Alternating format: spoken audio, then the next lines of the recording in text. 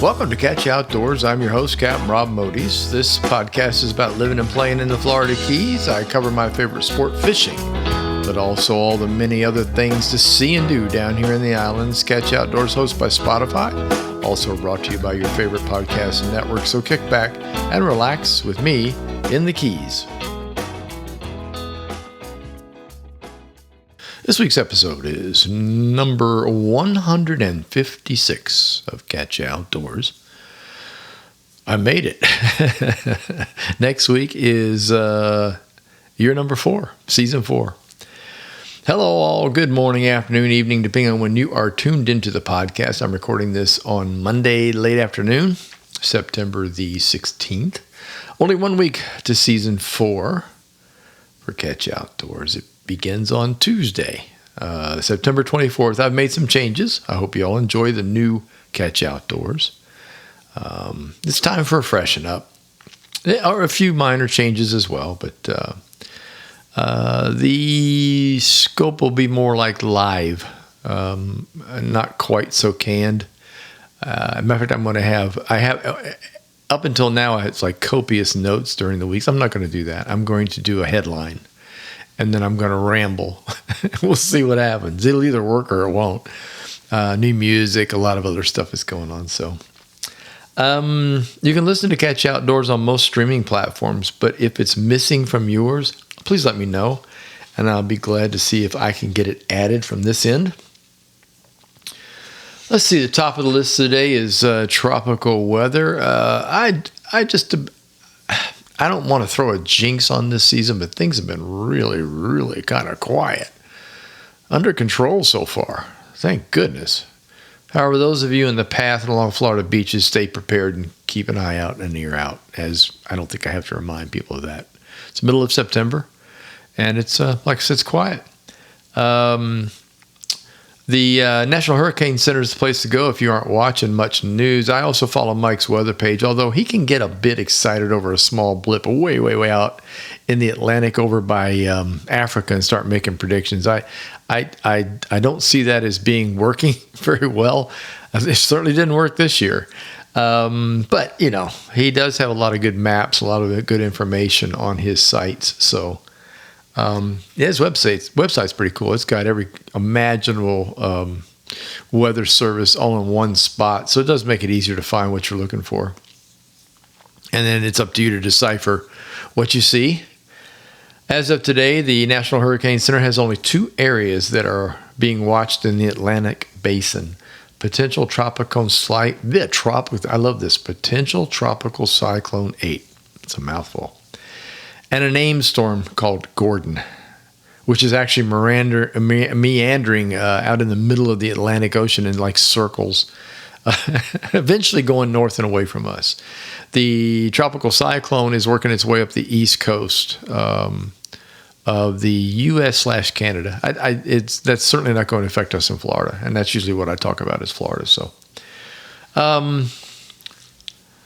Florida Fish and Wildlife updates are released over the past week. They got a big meeting tomorrow down near Marathon, and they'll cover a lot of stuff, of which I will add to the podcast next week after I know what it's all about and what they're talking about and what they're proposing. This is where they sit down and decide rulemaking, rule changes, so things that they've already talked about, they've decided it's a good idea to do or not a good idea to do. They'll just cancel it. So I'll report on that next week after we hear what's going on. I think Janelle is actually going to the meeting tomorrow. So red tide report went back to 0 from all stations in Florida. Guessing last week must have been some sort of anomaly on the radar. I mean, really and truly, it's crazy. Weird. I'm glad it happened, though, but nothing this week. So there you go. I was expecting to report on movement or maybe growth, but nah. Snook fishing season's open in most areas of Florida. Check the rules for your local area before keeping one. Not a good idea if you don't know. If you don't know, as I put it back. That's what I always say, put it back. Gulf Red Snapper seasons were approved and listed. So as I said last week, I'm just going to give you the current dates for the upcoming weekend. Red Snapper seasons are only open on weekends, just so you know. The one coming up is September 20 to 22. So you'll notice that's sounds like an extra day. It's a midnight thing on one date, then runs all day Saturday, all day Sunday till midnight. So you get a little piece of Friday in there, or not really, but it kind of feels that way. So they put the date down. Let's see what else is going on with FWC. Oh, the 2024 GAG grouper season is now closed. It was a whopping 2 weeks this year. I've already talked about that. I'm not going there again. The 9th edition of the FWC Lionfish Challenge recently concluded. It was back on September 2, with competitors blowing away the record collected from 2023. It's a highly invasive species. It's become a serious problem on reef systems. We see them all over the place down here. And all around the state of Florida. I know a lot of East Coasters are dealing with it too. And I have heard of people seeing it as far up as the Fort Myers, Charlotte Harbor area on the left coast of Florida. So we'll just have to see about what happens with that. But this comes up every year. There's prizes and pats on the backs and beautiful trophies and all that kind of stuff. But this time they really went all out. Let's see here. The 2024 Lionfish Challenge had an increase in participation with 285 divers submitting their lionfish harvest. The divers embarked on 700 trips throughout the state during the challenge and removed 31,773 lionfish from the waters of Florida. It's the highest tournament total since the Florida Fish and Wildlife Conservation Commission's Lionfish Challenge began back in 2016. Lionfish King, first place recreational division, was Bay Buford, Duval, 915 lionfish. Second place recreational division, Dale Wolver in Duval County, 866. Third place recreational division, Tim Robinson in Broward County, 726 lionfish. Then you got your commercial guys. Commercial champion, first place, commercial division, Matt Myers out of Duval. Duval's obviously got a part. You know where that is? Duval's Jacksonville. And up until I started really reading, I had no idea that there could be that many fish up that way. He brought in 1,785 pounds of lionfish. The second place was Jerry Butler, also in Duval, 1,426 pounds. And third place commercial division, Isadora Bedonia. And that was also in Duval, 845 pounds of lionfish. Divers receive prizes throughout the challenge based on numbers of lionfish they harvest and compete for the prestigious title of Lionfish King and Queen, or commercial champion. Ladies, Let's Go Fishing is returning to the Keys on October the 18th through the 20th. This is a hands-on instruction for the gals and is a bunch of fun. I've been lucky enough to be an instructor, so I know firsthand that it's a bunch of fun. It's the Don't Yell curriculum. I really love that. I've been asked to speak again this year when the classes come to Tavernier. So I will be there. More info is available at ladiesletsgofishing.com. I'll be there on Saturday. I'm not going to make it Friday. I'm going to be at a wedding. I'm going to be a very special wedding. So I won't be there. I will be at the wedding, and then I'll be there on Saturday to do my talk about backcountry fishing in the Keys and the Everglades. So I can get that out. Don't worry. I can. There's special bundled pricing on my previously released books. I brought this up before. Come on, get them all. I've made quite a few orders. There's still some left. $45, including shipping for all three. The titles are What I Know About Fishing Southwest Florida, Bridge to Paradise, and the award-winning Take a Kid Fishing. All of them are signed. They're by the website only, and it's through September. So get them while you can. It is a great deal. You're saving about $30 roughly, I think. I think I did the math on that, or at least close to that. Go to my website at catchoutdoors.com. On the music front, I have 3 newly released songs available on iTunes. They are also available for listening on a bunch of streaming services. They're all over the place. I am pleased, let's put it that way. The company I use for distribution does a great job. Alligator Church, Guiding Light, and Bayou Bay are the latest, with Bayou Bay being my first crack at reggae. And I thought it came out really good. I find Janelle humming it, so it must be okay. that was fun. I really enjoyed doing that. It's really great having top-notch talent like Robbie Spagnoletti and on the drums and Jay Capizzola on bass. Those two guys have done reggae in the past for years, and so when they heard about it, they're like, "Oh, great! This will be easy," and it was. So the song came out really, really good. I like it. Bayou Bay, that's the name of the tune, and it's available just about everywhere. Reggae beats a different animal too when it comes to keeping everything on the money. They got the rhythm though. And so my little dream came true of just getting one knocked out. I'll probably do it again. I had so much fun doing that. Thanks to both of them and to the great production that Billy Davidson does. I couldn't ask for a better producer. I really couldn't. Jonelle and I did something we haven't done in a while. We watched a sunset from Rowell's Waterfront Park here in Key Largo. We did just a couple nights ago. It was a perfect evening for it. Good high cloud cover, with a clear view of the horizon over Blackwater Sound. Jonelle also did a Facebook Live that evening of the sunset for the Florida Keys and Key West Facebook page. It was beautiful, and we need to do that more often. When we first moved down here, Jonelle and I, this park is across the street. I'm talking like 1 block up, 1 block to the north. And the view over Blackwater is just really, really pretty from that park. It's a great spot to watch the sun go down, and big enough sound so that it's not obstructed by trees when it disappears on the far side. It's pretty much horizon is water, and it's beautiful. So we got a good one, a really good one, and I'm sure we'll do it again. We'll try to make a weekly habit of that, I hope. Fishing, yes. Oh my God. 2 weeks in a row. This past Thursday the 12th and yesterday the 15th. The 12th was an exploratory trip. I really had a blast doing this. I've been putting this off for quite a while. What I wanted to do was where we live literally across the street from Blackwater Sound, and I run out into Blackwater, and I usually just head due north or northwest and go up into the Glades. But I've long wanted to do a trip to the east and go under the Jewfish Creek Bridge out all the way out to Card Sound and out toward Biscayne Bay. And just thanks to a ridiculous amount of rain and all kinds of stuff, I kept putting it off. And I'm also allergic to lightning, as you all know. I used to fish up in Biscayne Bay years ago with Jonelle. And when we got our first boat, that was one of the locations we went to several times. I've also worked my way through the Intercoastal Waterway when I was delivering boats from the East Coast to the West Coast of Florida. But I've never traveled up that way just to fish.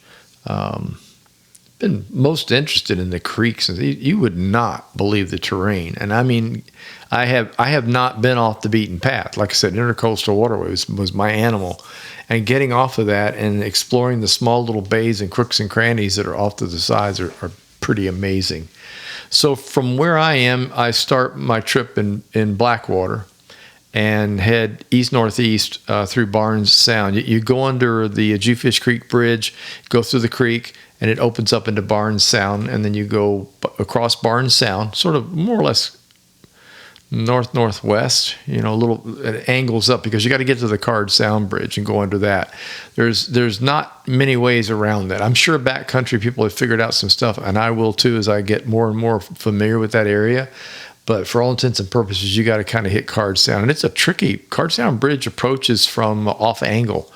The bridge itself, when you're coming from the southwest, you don't just aim at the bridge. You aim a little bit south of the bridge to hit a channel that takes you up to the bridge. So it's got some nasty little turns in it you got to watch out for. And then worked on through that to Card Sound, going to the Card Sound Bridge into Card Sound, go across Card Sound, and eventually wind up at a little place called Angelfish Creek. It was the first one I picked out. There are dozens of creeks. All of these are the very north tippy end of Ocean Reef, Key Largo, where all the extremely wealthy people live. And it's a beautiful area up there. Well, the north end of it is just a whole series of creeks that connect the Atlantic Ocean with Biscayne Bay. So what you have are creeks with crystal clear water, 5 feet deep, average, some 8, 9, some shallower, some 2 or 3, with some rocky areas that you have to watch out for. But But man, oh man, I caught a lot of fish, mostly jacks, which is what I expected. That was what was busting. We've had some crazy, unusual high tides, thanks to the moon. And so it has been difficult to catch fish, to be honest with you. But doing an exploratory trip for me was a lot of fun. I love going to places that I haven't been before. And just look around, and there's so much water down here. It's kind of frightening. The trip was 20 miles one way. I saw lots of birds, sea turtles, dolphins, busting fish, like I said, mostly jacks. Had to leave that area at around 10:30 in the morning and start heading back because the stuff rolling in off the Atlantic didn't look too good, and I didn't get caught by lightning, but boy, I got wet. I didn't make it through. I almost got back. I was back in Blackwater when the rain caught up with me, and I mean, it really caught up, but it was a very hot day, so in a weird way, that feels kind of cool, but I got soaked, But anyway, learned a lot, and I'm planning on doing that again. Trip number 2 was on Sunday with Jonelle. Yeah. Oh my gosh. We did a sunset and a fishing trip this week. Man, I don't know what's happening. Weather got better. Yes, I finally got her out on the boat. We agreed to an early start with an early finish. It's been incredibly hot. I can't begin to tell you. The Sunday was 112, feels like, and it's so weird because you have an actual temperature of around 84 to 85, which doesn't sound. I mean, it's not bad, but when the humidity is as high as it is, it just bakes you, and it's awful. I can't tell you. So by 11 o'clock in the morning, you're like, okay, I'm done. Spent the morning dodging rain. Fortunately, no lightning again. Our first stop was the best. We hit a big grass flat up in the Everglades National Park and caught a lot of trout. Neither one of us got a keeper, but Jonelle caught one on the first cast, and I swear she probably got one on the next 4 or 5 casts in a row.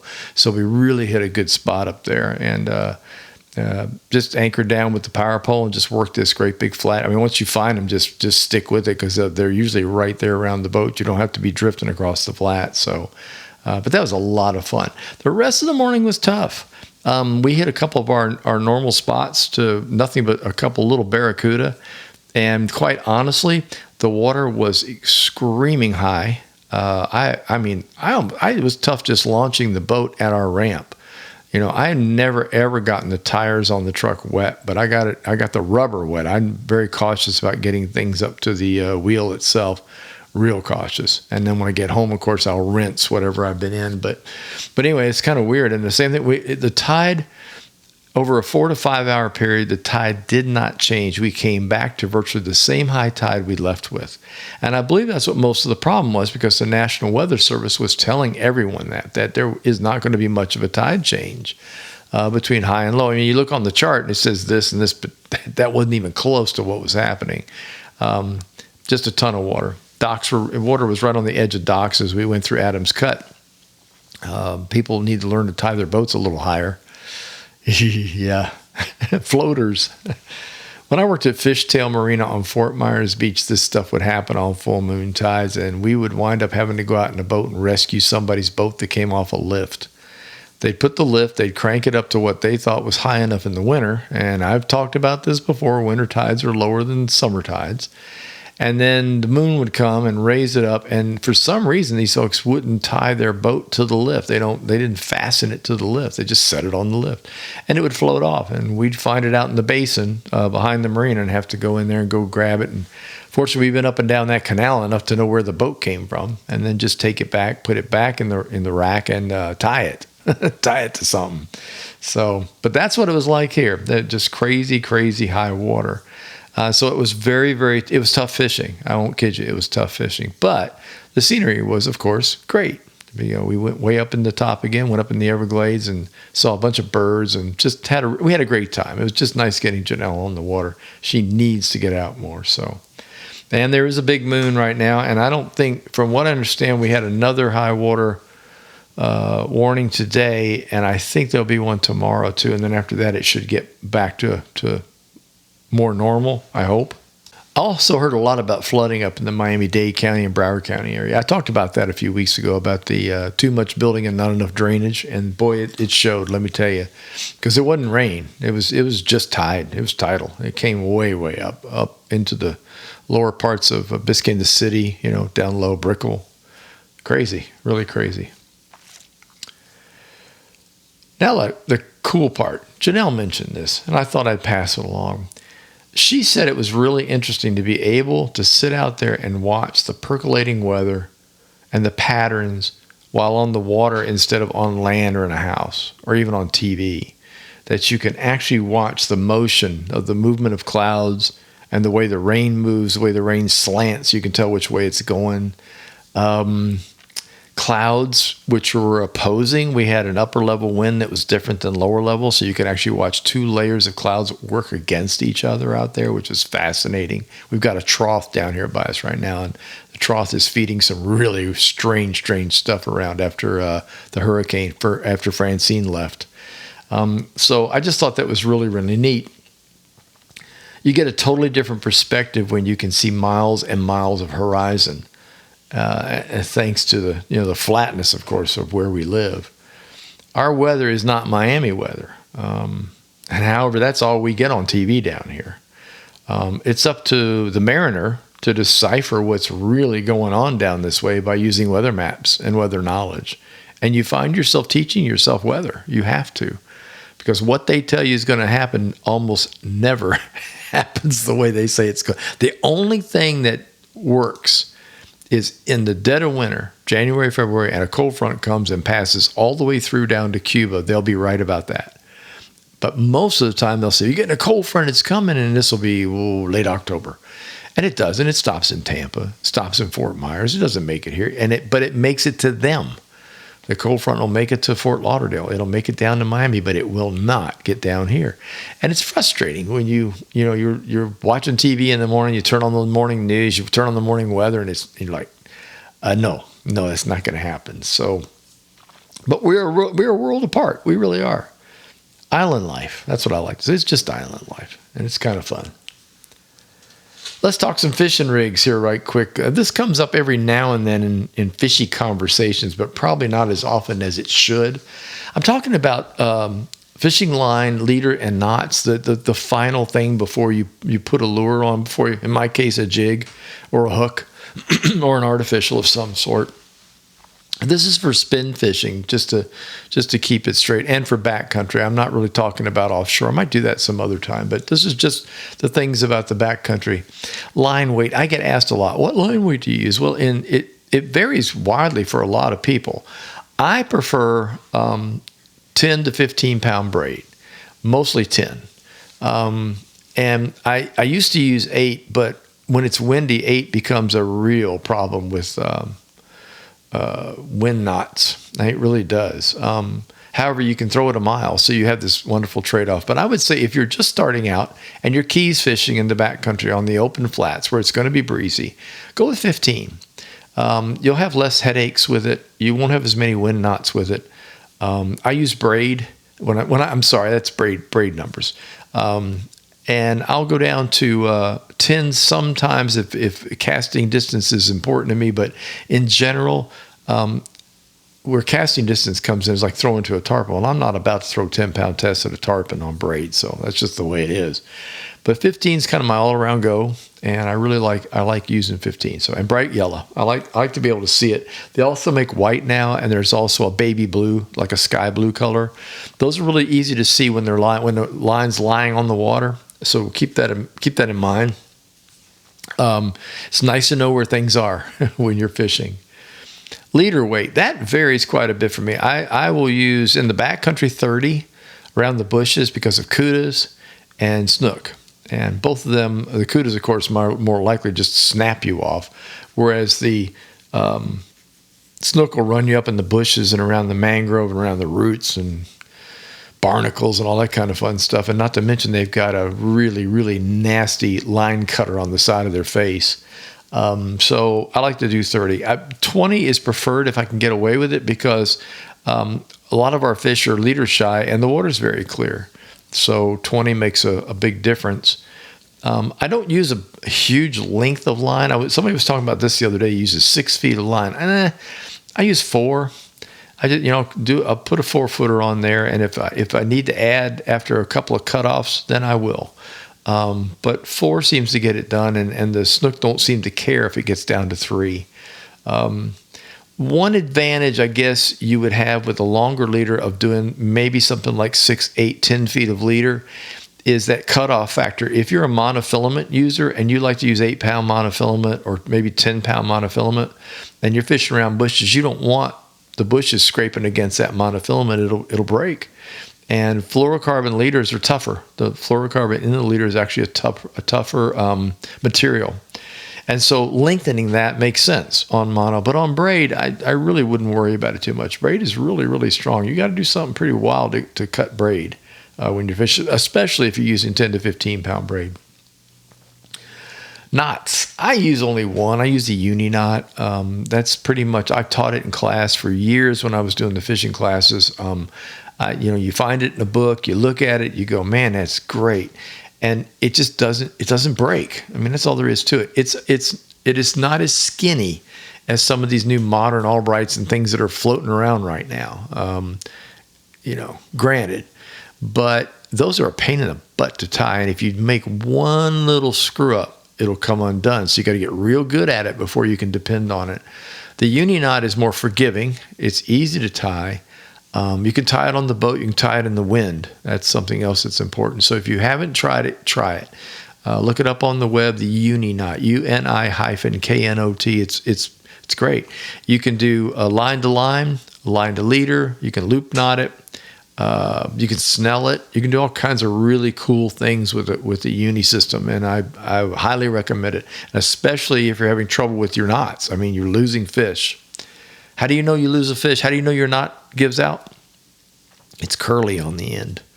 If you tie a knot and it comes back, the line comes back, and it's clean, then it broke off. Fish did it. Fish bit through it. It just broke. Line broke. If it's curly on the end, like I've wrapped my share of Christmas presents. If you take ribbon, right, and you run it over the edge of a pair of scissors, you get curls. You get those fancy, so when you're doing a fancy package. That's what it looks like. It'll be curly on the end. And what happened is your knot came undone. It's very embarrassing, especially if you're a fishing guide. You do not want that to happen. But so there you go. So try the uni knot. A little bit about boating before we go here. Let's see. This is going to be simple. This is a short boating section. It's about fuel, mainly gasoline. I was thinking about this when I was pumping up the other night, filling up and filling up the can. I have an extra can I like to take on long trips. Don't use regular gas. Don't use medium. Don't use high test regular gas that you put in a car or in a truck. Don't do it. Just don't put it in a boat if you can possibly avoid it. It's got ethanol in it, and ethanol is an attractant to moisture. It'll also do varnishing inside. I mean, there's all kinds of issues that fuel causes, and you do not want to do it if you don't have to. There's additives. There's things you can put in the tank with it, which helps dry it out, but it's best if you can use wreck gas. And wreck gas is exactly like it sounds, especially in older boats. Yes. Try to do it in an older boat. Wreck gas is, let me see here. It's 90. I made a few notes here so I'd make sure I got it right. Yeah, non-ethanol 90 octane. So it's like a high-test gas used to be before they started putting corn in it. And so it's a little more expensive. Actually, it's not too far off. It's $4.09 a gallon down here. I'm not sure what you pay for it in other areas of Florida. I've seen it as high as $5. But lately, over the last year, it's been $4.19 to $4.09. It's just been hovering in that general area. We have it available at quite a few gas stations in the Keys because people demand it. And so we have it, which is great. So you may have to search for it if you live in another area. But if you live on water, if you live on where people fish a lot, people boat a lot, it shouldn't be too difficult. But it's called wreck fuel. It's usually denoted, you'll see it on the pump. Some of the pumps have green buttons and then they'll have a yellow button for something or a red button. It's a blue button. It's a blue button. It'll say Rec 90 right on it. I use Starbright. Let me talk about this too, since I was talking about it. I still use an additive because of moisture. But I use Starbright's, it's called, what do they call it? Star Iron Enzyme fuel treatment. And this stuff is really great. It's a little bottle. It ain't cheap, but it treats 512 gallons. So it only takes a few capfuls to take care of a boat like mine with a 28-gallon tank. And I add it just to help to keep the moisture down and to keep the zing in it. It also cuts back again on the varnish and things that might happen in the engine. It eliminates carbon buildup, stuff like that. So I recommend it pretty highly. So Starbright's the name of the company, and it's called their Star Iron Enzyme Fuel Treatment. So check that one out. There's several others you could try, but I've been using that for a long time, and it works great. Keep in mind that boats are, the problem with moisture in the boat is that it's an open fuel system. It has to draw air to work, and so it also gets some moisture in the system. So along with the engine itself, you've got a water separator, and you need to keep close eye on that. By the way, something I discovered on my new boat, it doesn't have a water separator. I'm having one put on. They use a fuel filter in the engine, and I am not a fan of that. You have to understand it's real little. It's not very big. So far, so good. But the next time I take it in for my 100-hour service, I'm going to have him put a water separator on there. I'd much rather have that where I can keep an eye on how much moisture is getting in it, especially with the amount of rain we get around here. Jeez. So keep that in mind, too. The new engines don't put that on the boat anymore. I was like, what? You got to be kidding me. So I'm going to get that done. You can't get it added. So keep that in mind. Good stuff. Good fuel stuff. It's always nice to have a happy boat. It's always nice to have a happy boat with happy fuel. There's nothing worse than a breakdown. So there you go. And now it's time for some useless information. And now, from the original book of useless information. You are a reject! You are useless! You can get a job down here cleaning toilets! Here's your host, Captain Rob Modies. Well, he swears up and down he's useless, but he might be all right eventually, but completely useless. With useless information. And here we go. Let's see. Another random choice right out of the book. 7% of Americans eat McDonald's every day. Wow. 7%. Man. A man named Ed Peterson is the inventor of the Egg McMuffin. That might come up in Jeopardy. You never know. McDonald's in New Zealand serves apricot pies instead of cherry ones. I don't know why. They grow a lot of apricots there, I guess. The McDonald's at the Sky Dome in Toronto is the only one in the world that sells hot dogs on a regular basis. This book is old. Does the Sky Dome even still exist in Toronto? I'm a little curious about that. I'm going to have to go look it up. Well, that's it. Thanks, guys and gals. I got a few emails last week saying, are you going to eliminate that during the new stuff? Please don't. And I'm like, no, I won't eliminate it right now. I'll leave it alone. Useless information has become a mainstay historically for me, all the way back to the radio days. But yeah, it'll be there. So before I go, some final words. I usually do this. Next week, we'll bring the beginning of season 4 for Catch Outdoors. I really didn't foresee this podcast running this long, but now that I'm used to it, it's kind of like radio. As a matter of fact, I'm pretty sure that if Janelle and I still lived in Southwest Florida, I would still be doing Real Talk Radio if Beasley Broadcasting allowed me to. So next season, we'll see some changes, but not too much. I'll still have certain segments like what you just listened to, as I do now. And I'm going to make the commentary more freeform with and more around through subjects that just pop into my head or that I've scribbled a little note.